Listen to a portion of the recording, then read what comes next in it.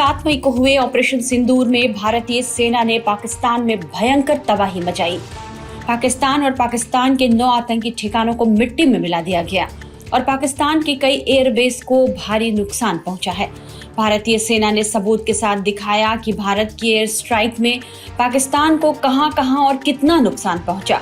भारतीय सेना ने यह भी बताया कि ऑपरेशन सिंदूर में 100 आतंकी मारे गए और जवाबी कार्रवाई में सेना के 40 जवान और अधिकारी भी मारे गए हैं। हालांकि अब तक पाकिस्तान इस बात को कबूलने को तैयार नहीं था, लेकिन आखिरकार अब पाकिस्तान ने यह बात मान ली है कि भारत के एयर स्ट्राइक में उसे बहुत नुकसान पहुंचा और भारत की जवाबी कार्रवाई में उसके 11 सैनिक मारे गए हैं और 78 कर्मी भी घायल हो गए हैं। इसके अलावा पाकिस्तान ने यह भी माना है कि गोलीबारी में 49 नागरिकों की भी जान चली गई। पाकिस्तान ने यह भी स्वीकार किया है कि भारतीय मिसाइलों में पाकिस्तानी एयरफोर्स को भी भारी नुकसान पहुंचा है। पाकिस्तानी मीडिया ने यह तमाम जानकारी दी है। पाकिस्तानी मीडिया के अनुसार पाकिस्तानी सेना ने 12 मई को भारत के साथ हाल ही में हुए संघर्ष के दौरान सैन्य और नागरिक हताहतों का आधिकारिक ब्यौरा जारी किया है। इंटर सर्विसेज पब्लिक रिलेशन के अनुसार 6 और 7 मई को भारतीय कार्रवाई के जवाब में ऑपरेशन बुनियान उन मार्सस के दौरान 11 सैनिक मारे गए और 78 कर्मी घायल हो गए हैं। आपको याद दिला दें कि भारत के खिलाफ ऑपरेशन को पाकिस्तान ने ऑपरेशन बुनियान उन मार्सस नाम ही दिया था। वहीं ISPR ने यह भी स्वीकार किया है कि भारतीय हमलों में पाकिस्तानी वायुसेना को भी भारी नुकसान पहुंचा है, जिसमें एयरफोर्स के 5 अधिकारी मारे गए हैं। अब हम आपको 12 मई को हुए भारतीय सेना की वो प्रेस कॉन्फ्रेंस दिखाते हैं, जिसमें सेना ने ऑपरेशन सिंदूर का डिटेल दिया और बताया कि भारतीय एयर स्ट्राइक ने किस तरह पाकिस्तान को भारी नुकसान पहुंचाया। पाकिस्तान के खिलाफ ऑपरेशन सिंदूर पर भारतीय सेना ने 12 मई को लगातार दूसरे दिन एक प्रेस कॉन्फ्रेंस की।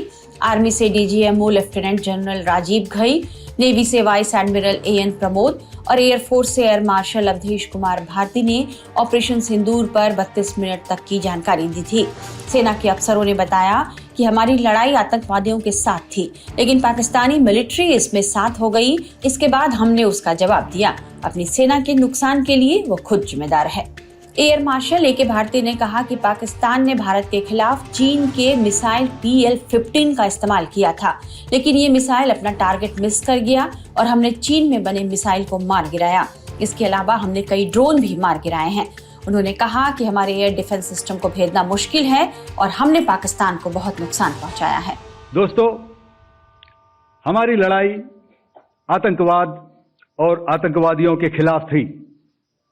इसलिए 7 मई को हमने केवल आतंकवादी ठिकानों पर ही हमला किया था। पर अफसोस इस बात का है कि पाकिस्तानी सेना ने आतंकवादियों का साथ देना उचित समझा और इस लड़ाई को अपनी लड़ाई बना ली। इस परिस्थिति में हमारी जवाबी कार्यवाही अत्यंत आवश्यक थी और इसमें उनका जो भी नुकसान हुआ वे खुद इसके लिए जिम्मेदार हैं।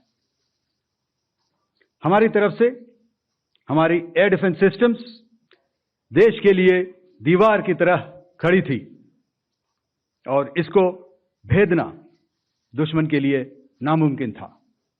The numerous waves of drones and unmanned combat aerial vehicles employed by Pakistan were also thwarted by the indigenously developed soft and hard kill counter US systems and the well-trained Indian air defense personnel. All this was brought together as an efficient and effective AD environment by the Integrated Air Command and Control System or the ISCCS of the Indian Air Force, which accords us the net-centric operational capability which is vital to modern days war fighting. While much has been said and written about the newer systems, I would like to place on record the performance and efficacy demonstrated by even the older battle-proven AD systems like the Pechora, the OSA AK and the LLAD guns in countering the Pakistani threat vectors in the current operations. They were all modern generations, but these battle-proven systems stood the test of time and took them on head-on. Another highlight has been the stellar performance of the indigenous air defense weapon system like the Akash system. Shown on the screen is the probable enemy PL-15 missile, which is of Chinese origin. This missile has missed its target, and you can see the pieces now which are available with us. Another weapon system or weapon which was found was the long-range rocket, the pieces of which you can now see on the screen. Lieutenant general Rajiv Ghai ने कहा कि पिछले कुछ समय से आतंकी घटनाओं के तौर तरीकों में बदलाव आ रहा है। हमारी मिलिट्री के साथ साथ हमारे मासूम नागरिक जो अपना बचाव करने में असफल थे, उन पर भी हमले होने लगे और पहलगाम हमले तक उनके पाप का घड़ा भर चुका था।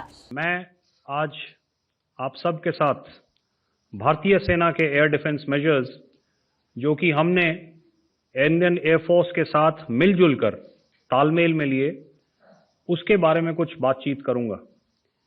इस विषय में मैंने कल भी कुछ टिप्पणी करी थी, लेकिन आज मैं इस युद्ध के अहम एस्पेक्ट के बारे में आपको थोड़ा और पर्सपेक्टिव देना चाहता हूं। हमें एयर डिफेंस ऑपरेशन सिंदूर के एयर डिफेंस की कार्रवाई को एक कॉन्टेक्स्ट में समझने की आवश्यकता है।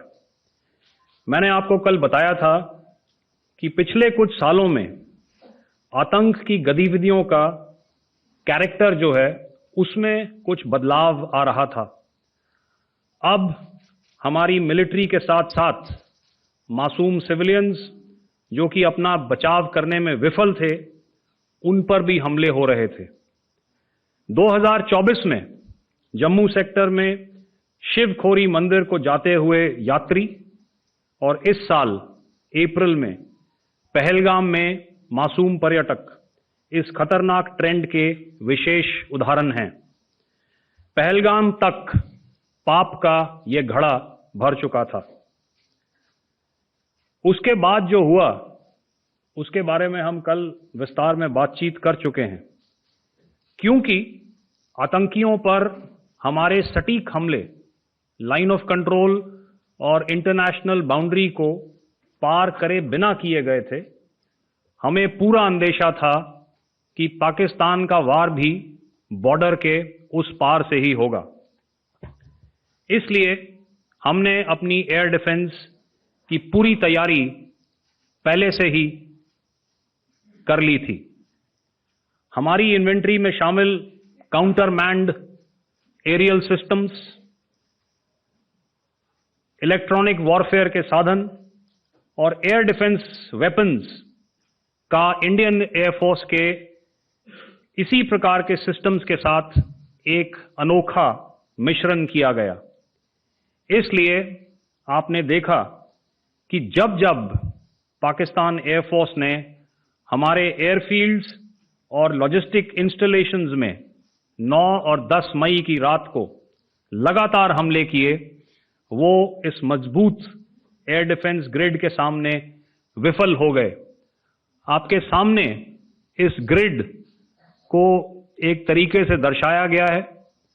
आप देख रहे हैं कि इंटरनेशनल बाउंड्री से कितनी layers, radars, counter unmanned aerial systems, उसके पीछे शोल्डर फायर्ड वेपन्स, हमारे विंटेज एयर डिफेंस वेपन्स जो कि काफी सालों से हमारी सेना में हैं।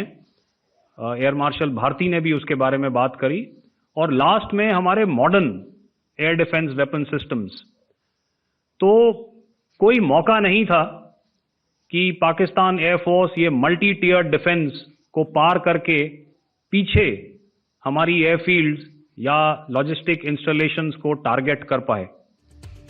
राजीव घई ने यह भी बताया कि हमने पाकिस्तान के एयरबेस की दुर्दशा कर दी है और हमारी एयरफील्ड ऑपरेशनल है। अगर आप सारे सिस्टम्स को पार कर भी गए तो आपको फिर भी एयरफील्ड या लॉजिस्टिक इंस्टॉलेशन या जो भी चीज को आप टारगेट कर रहे हैं उसमें पहुंचने से पहले कोई ना कोई इस लेयर्ड ग्रिड का सिस्टम जरूर गिरा देगा। जो दुर्दशा कल आपने पाकिस्तान एयरफील्ड्स की देखी और शायद आज भी एयर मार्शल भारती की प्रेजेंटेशन में, हमारी एयरफील्ड्स हर प्रकार से ऑपरेशनल हैं। यही नहीं, पाकिस्तान के ड्रोन्स और वेपनाइज्ड यूएवीज से की गई हमलावर कोशिशें भी इस ग्रिड के कारण नाकाम हुई और जो बचे कुचे ड्रोन्स थे उन्हें हमारे शोल्डर फायर्ड हथियारों से मार गिराया गया। मैं यहां पर अपनी बॉर्डर सिक्योरिटी फोर्स की भी सराहना करना चाहता हूं। उनके डायरेक्टर जनरल साहब से लेकर बॉर्डर पर तैनात बीओपी पर पहरा देने वाले आखिरी जवान भी हमारे इस अभियान में बढ़ चढ़कर शामिल हुए और बहुत बहादुरी से उन्होंने हमारा साथ दिया। उनके काउंटर अनआर्म्ड सिस्टम्स भी हमारे इस मल्टी टियर्ड एयर डिफेंस ग्रिड का हिस्सा थे, जिसके कारण पाकिस्तान की नापाक हरकतों का विनाश किया गया। आपने सुना ही होगा, जब हौसले बुलंद हों तो मंजिलें भी कदम चूमती हैं।